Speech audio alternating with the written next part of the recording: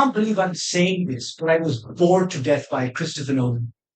This is the last picture with Rahim Khan, and in a first blush review of the Odyssey, which I literally saw a couple of hours ago, I find myself at odds with what I just said because I walked out of that cinema bored out of my mind, shocked that this man, an Oscar winner, after having given us so many films that are instantly rewatchable, has given us the dullest epic I have ever seen.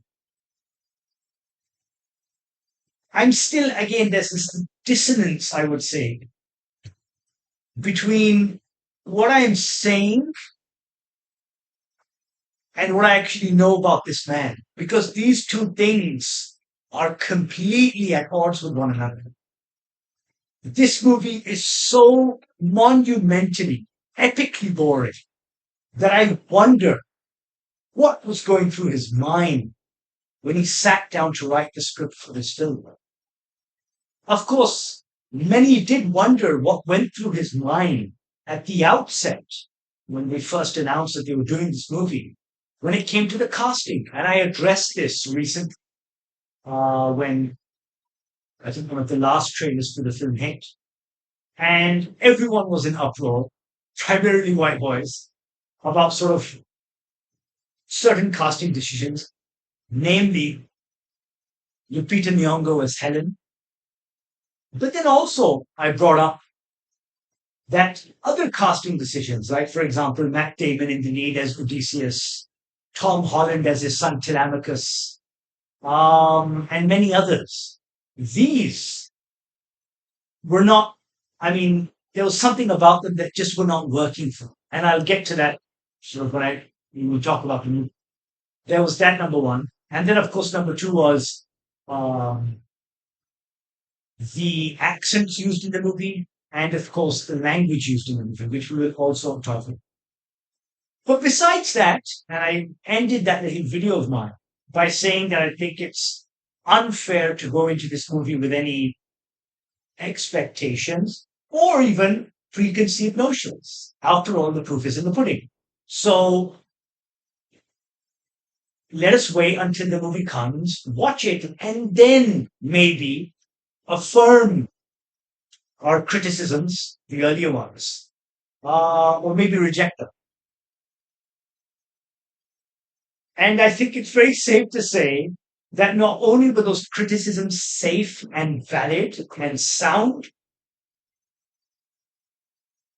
they are the least of this film's problems.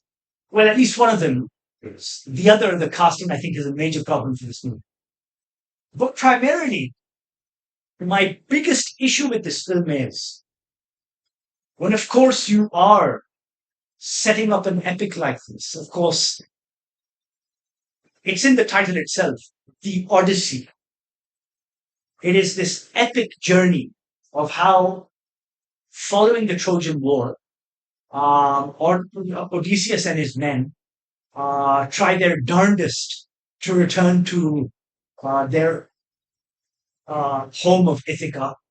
And of course, along the way, for various reasons, being cursed by the gods and whatnot, they take almost 10 years to come back. This, of course, after having fought for 10 years on the beaches of Troy. So 20 years all in all.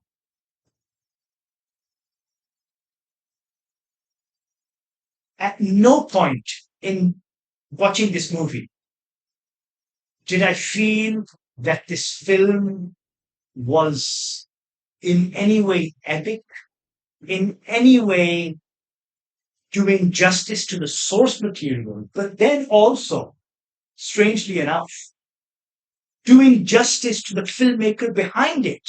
Because we've seen what Nolan has done and can do, you know? And this may be unfair because, again, they're two very different films. They're two very different source materials. But I remember walking out of this film, again, a couple of hours ago, and turning to a friend with whom I watched it, and I was like, walking out of something like June, right? Which is, again, an epic. we get that sense of awe and wonder and amazement and being stunned that cinema can still produce movies that wow us. And yet, in a film like this, one of the original epics, at no point did I feel that this movie was taking me on a journey, was wowing me, was in any way justifying its existence. I was so tired of this movie by the halfway that during like a film, if I ever to receive like a message or something on my phone, I completely ignore, unless like it's a call and it's an emergency or something, which thankfully has never happened. But in this, I was getting messages from a friend. I actually was far more interested in what they had to say than what was on the screen before me. And that is such a shame.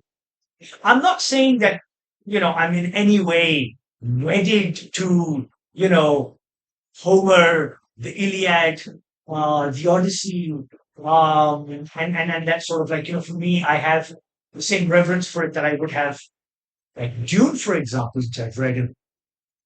Um, but something about this movie was so off. And I think it comes from the conception of this movie. And I think there is where he hamstrung himself, Nolan. I mean, we've known that he's always dealt a fair amount of realism in his films. Like he's always kind of applies that. We saw that, of course, with Batman. He did that, but then also in his other movies. I mean, even if they are science fiction, for example, they still tend to be very grounded.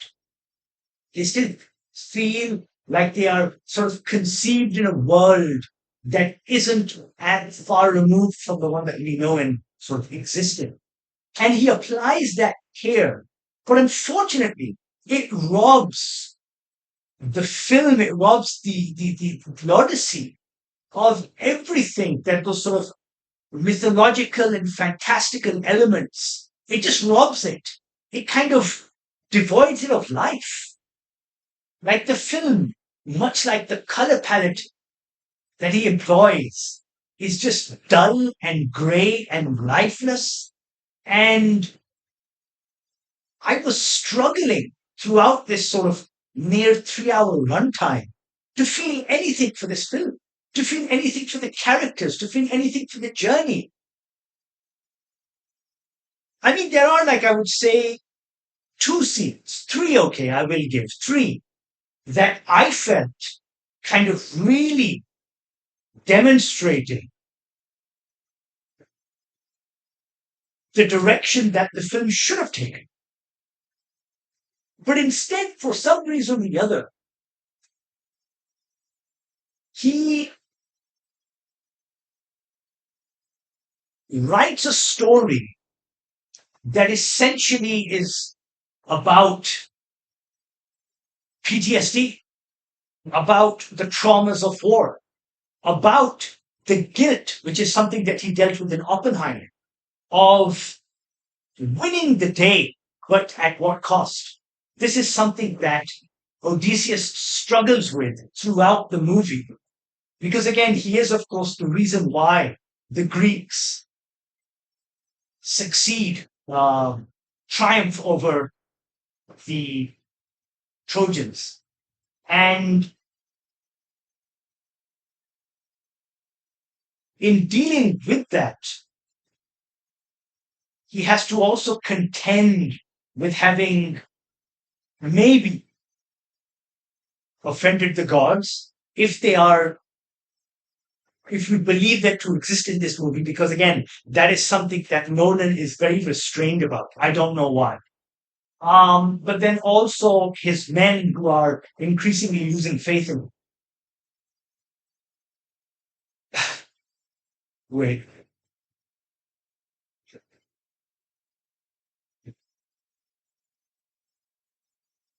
I don't have a problem with that as such. I don't have a problem with him trying to, again, add, I guess, a real world touch to the film of how this man was responsible for the sack and the pillage of Troy, and how his entire journey home, all 10 years of it, is dealing with those emotions. I don't mind that. That's an interesting, perhaps I would say, subtext to the film.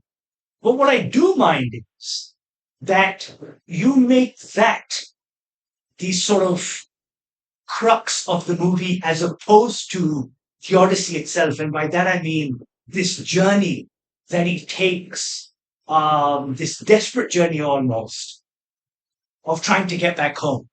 That I think is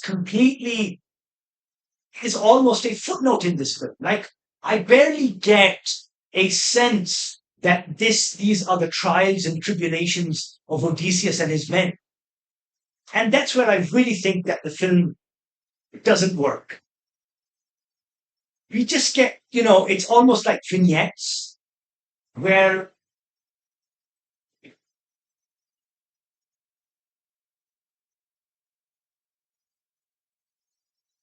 this man is dealing with various sort of memories, and his story is being retold by different people.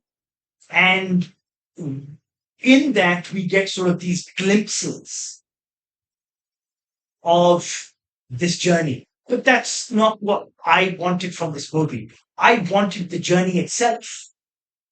We can keep on jumping back and forth from sort of like, the beaches of Troy to Ithaca to what's it called, various points in the journey to what's it called, the island on which he's marooned, if you will, with, what's it called? So, God, I'm forgetting the character that Charlize Theron plays. Sorry. But at no point and does this story feel compelling. At no point do I feel that sort of this is a journey that is going to have an eventual payoff with his return. I think within the first like 10 minutes of this movie, I was completely disengaged. Disengaged from the story because we start off with Ithaca. We start off with Tom Holland and Penelope and the suitors and sort of where Ithaca has kind of devolved into and all of that stuff. And I'm thinking, considering that, again, you have a considerable budget, considering that you do have these epic scenes as told by Homer, why are we starting off on such a dull, passing thought rather than sort of like,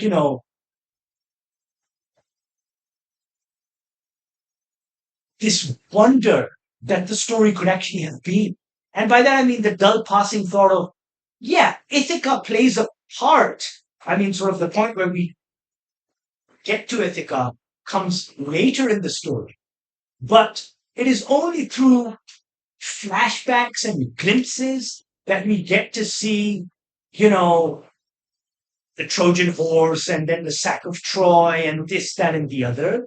But honestly, it feels like a skirmish rather than what's it called, the epic battle that was kind of presented in a film like Troy. I don't know why he was so restrained in this movie, why he felt so subdued. The other element that I felt was so subdued was that, and I think that this was like, a struggle perhaps that he had in him when trying to deal with the story that is very clearly mythological and involves, these monsters and beasts and gods and demigods and all of that stuff. I don't know where he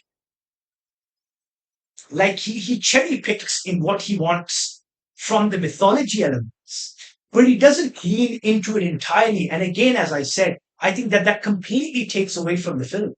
We hear of the gods, Poseidon, Zeus. We hear of their wrath, their anger, their fury. right? And I'm not saying that we need to see like a Russell Crowe type Zeus character in this movie, but I want to see more.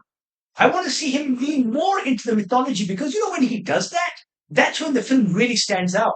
There are three scenes that really stood out and really kind of like, okay, so the first scene was their encounter with the Cyclops. That is this scene that, I mean, is only amplified thanks to them being in the cave, literally, when they kind of stab it in the eye and like the sound it makes. And that is, again, I was like, okay, we're on the right track here. Even though we're off to like a boring start with all of that stuff on Ithaca, here at least, we're getting into like, sort of the real meat of the matter. And that's where I think the movie was kind of shaping up to be something. Unfortunately, it doesn't. Another fantastic scene, I think the best of the movie, is when they get to that island um, on which the witch Circe is there. And in this body horror moment, when she feeds his men, spoilers ahead, she feeds his men and they all turn into pigs. She literally like molds, transmutes them into pigs. And it's so well done.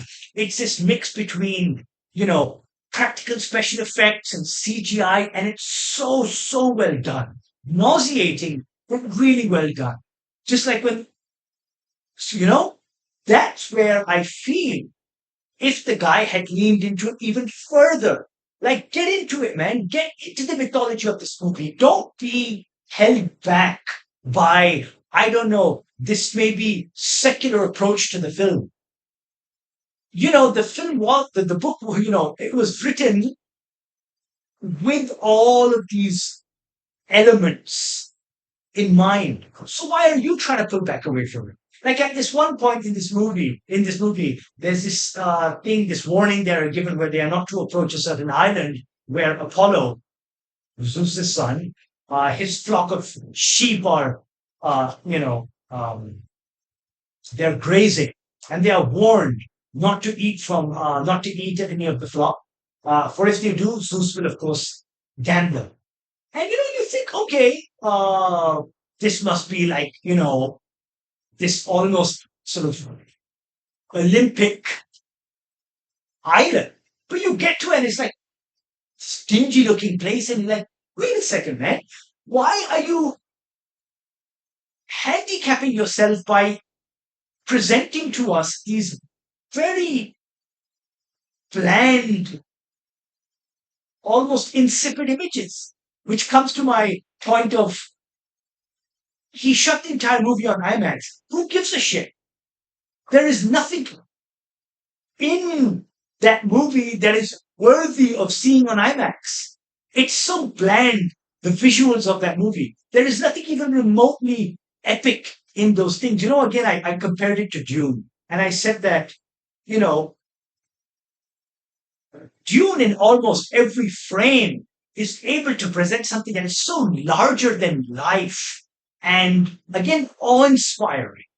And here they show like Troy, and again I'm comparing it to the Troy of the early Troy. And this one looks like, which is again, it may have been historically accurate. But then this whole argument about this movie not being historically accurate, remember that whole kerfuffle about how the what's it called? The Greeks, their armor, Matt Damon's, all of those guys, their armor was historically inaccurate. But then people immediately countered with saying this is, sort of a mythological story, like it's not grounded in history, so it doesn't really matter what they were wearing. Okay, cool. Then let us run with that. Let us not try to kind of keep it still, sort of grounded in reality, which is again what he does. I mean, look, you look at sort of Troy, you're like, they couldn't break down the walls of this place for 10 years? Are you serious? It looks like sort of mud huts. So that's what I'm saying. I mean, like, there's this conflict going on in this movie, which gives us something that, again, and I recently put this out, like every Christopher Nolan movie ranked. I think at the very bottom end of that movie, at the bottom end of that list, I'm going to place this. Troy is his worst movie to date. Of course, it's not aided in any way by the cast. I love Matt Damon, but he was miscast in this movie. He does not come off as Odysseus at all. There is nothing about him that is rousing or heroic or Hellenic in any way. I said this before and I'll say it again. He didn't do it for me. Even though, again, he's a great actor, he will always show up, he will always deliver on the goods. But I mean, deliver the goods. But didn't do it for me. Another person who was terribly, terribly miscast, Tom Holland. He is not a good actor enough to do anything other than Peter Parker Spider-Man. He can only do that role. In this, he's got this bland sort of half mind on his face. I don't understand it, right? I don't understand why British actors are doing American accents. And yes, that is a very valid criticism in this movie. I mean, Lupita Nyong'o gets to keep her accent, but then everybody else has an American accent. Why? Why are they saying, again, and this is another one that I'm going to throw at Nolan. Everyone has this weird, like, sort of their lexicon, their vocabulary is so off. Like, all of that dad stuff. In that first, like, couple of 10 minutes of the movie, Tom Holland says dad like fucking 50 times or something. Where's dad? Hey, mom. You're just a sniveling little bastard and pining after his dad. I mean, no. None of that works. I'm sorry. I mean, I'm not saying that you have to have, that there are sort of conventions when it comes to making sort of historical or, films about European antiquity. It's not like a set standard that they have to speak with these sort of neutral accents, but the American accent has no place in it. I'm sorry, it just doesn't. Especially when you have, like, it not applying throughout. It doesn't apply to all, right? Um, yeah, they had a problem with Lupita Nyong'o as Helen and as her twin sister, but honestly, they're only there for like 2 minutes, so nobody gives a shit, right? Uh, John Bernthal, who plays Menelaus, is just John Bernthal. He doesn't play anybody else in his movies. Um, Anne Hathaway as Penelope is like okay, I guess. Um, Zendaya's character, who, by the way, spoiler, is not Athena. I really wish she was. It's just there. And that pretty much goes for everyone in this movie. There is not a single relatable, likable character in all of this film. There is nothing likable about this entire movie. I just mentioned those three scenes, two scenes.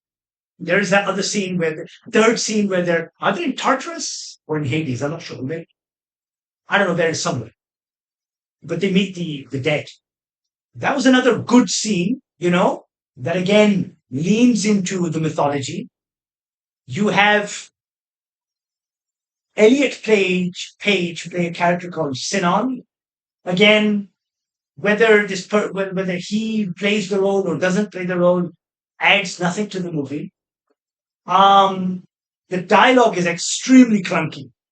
I mean, Nolan has had a bit of an issue at times with his dialogue in the past, but here it really shows because he's trying to make it sound poetic and important and sort of profound as you would normally expect in movies like this, but just really doesn't work. I mean, the clunkiness is really on show where there they are at the end of the movie, sailing off into the sunset, Penelope and Odysseus, and they're sort of mumbling these lines, and it sounds so bizarre coming from Matt Damon with his American accent and trying to sound poetic. It's just wow. I'm not saying this is one of the worst movies of the year, but it definitely is going to be on my list. And last but not least, because I know you guys have sat through like the last 20 minutes me just ranting about this film. If you were to ask me to watch this in a cinema, stream it or skip it, you can't, of course, stream it. You have the options between cinema and skip it. Skip it.